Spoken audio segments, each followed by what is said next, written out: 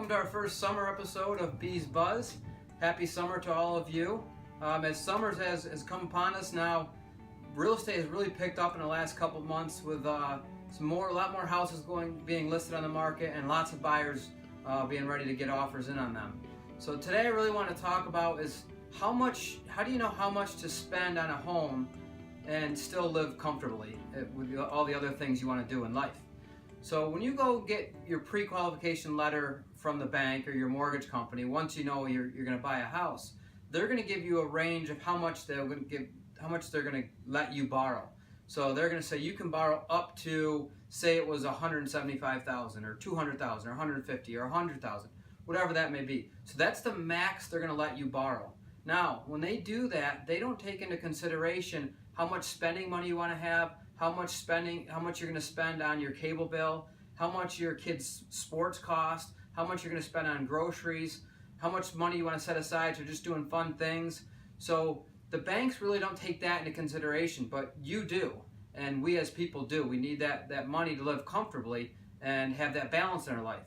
So what I would recommend to everyone is you go get that pre-qualification from the bank, and they'll tell you what the max they would let you borrow is.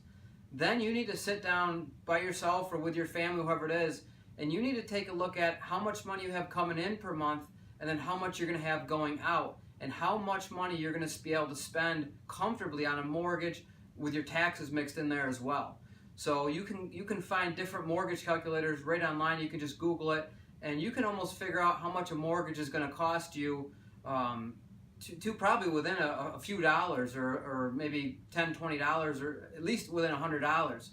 And when you roll your taxes, you can just figure out how much that's going to cost your taxes by getting your tax amount and divide that up by 12. And you can really figure out how much you're going to be able to spend, or your mortgage company. They can tell you how much you're going to spend. Say they pre-qualified you for $175, and you say, well, I want to buy a house for $150. How much is that going to cost me with my taxes, with my mortgage insurance if you need it, and with my actual mortgage? And they can tell you exactly how much that's going to cost.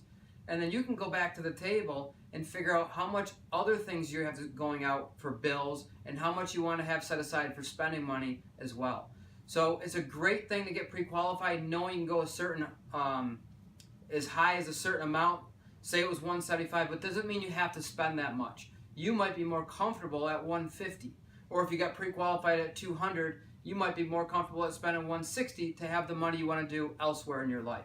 So maybe you would want to go up to $200. You can do that as well. But I think it's really important, once you get that pre-qualification from your bank or your mortgage provider, that you sit down, like I said, by yourself or with your family, and figure out how much money you want to have for those fun things to do in life and the other bills you have in life, and how much you have to spend on your mortgage and your taxes, so your life stays balanced and you have the home that you want and you have that comfortable expense level to do the other things you want in life and have fun with that too. So something to think about. I hope this helps, and we'll see you next time.